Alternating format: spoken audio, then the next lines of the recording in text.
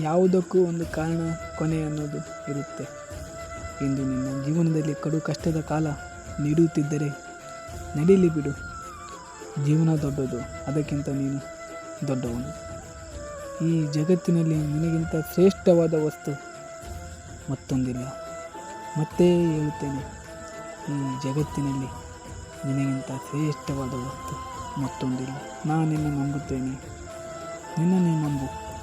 ಮಳೆ ಬರುವ ಮುನ್ನ ಗುಡುಗು ಸಿಡಿಲು ಬಂದು ಎದುರಿಸುವಂತೆ ಕಷ್ಟಗಳು ನಿನ್ನ ಜೀವನದಲ್ಲಿ ಬರುತ್ತವೆ. ಸಾಕಪ್ಪ ಜೀವನ ಎನ್ನಿಸುವಂತೆ ನೋವು ಕೊಡುತ್ತವೆ.